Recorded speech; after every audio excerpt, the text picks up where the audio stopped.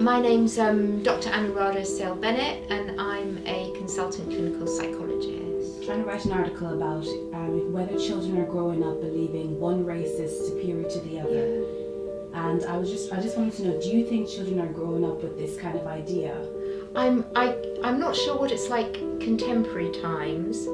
I think even nowadays, perhaps there are some races that are whatever the word means, because actually there's more difference within a race than between a race. There's one race, actually, human race. But yes, I mean, throughout history, one race is sometimes construed as more superior to another, and I mean, laws and societies have, been based on that as well.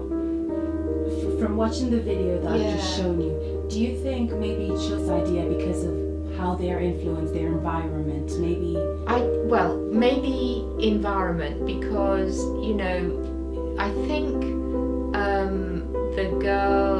in one of the clips, the white girl said, yes, this girl, I don't know if she was good, but she's like me. So obviously we live in different communities, and so environment could be a factor. There is, parental. So in terms of environment, do we mix within race only, between races? I don't know. That would be, that would vary. Two, attitudes that, people in authority, teachers, parents, siblings, peer groups, that would have an impact on how you're viewing races. But what I think is incredibly important is what constructions of identity are put out there, maybe through, social media. For instance, if you look at, I was noticing the other day on the television here, when do you see people that look like oneself? And, I think even black actors have been talking about that, especially in Britain. So I think that's a huge influence as well. Also in terms of business and commercial opportunities, products are going to be created that are going to sell, aren't they? Yeah. So I think it's a myriad of factors, and I'm not sure how much weight one would give to each strand of that, really.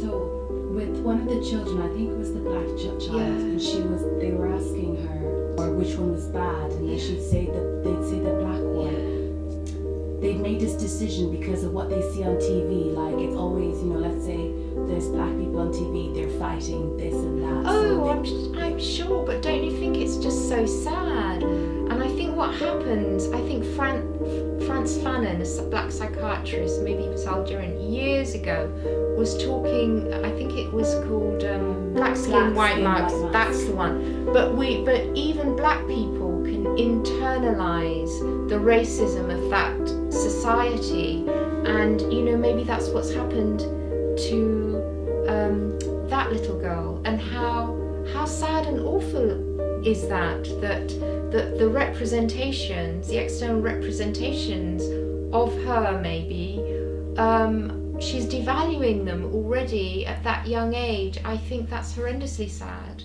So do you believe that those children must just be reflecting what people could have said to them, things that they hear? I'm a bit of an environmentalist. Yeah. I don't think intrinsically, that's a sort of genetic or sort of biological causation. I think, what's also interesting is that these days obese people are being demonized and seen as lazy and ugly, and I think it's about how difference is devalued. And I think what's very sad these days is there's just sort of one look that's promoted, and the trouble is nowadays, I think particularly for young women, everyone looks the same. I think young women don't even know what they're meant to look like. So I think it's a sort of huge area. But I would say it's the political, economic, those kind of influences, and the media influences. And I think that at least gives us an opportunity to change these kids' perceptions. But I would like to see this experiment maybe replicated cross-culturally, and because we have some fabulous black female role models now, and I think there might be a difference. I have a feeling that some of these clips are a generation or two ago. So you haven't heard anything recent? Not recently, or I'm not even sure whether it's been replicated recently. I can't actually, tell you that.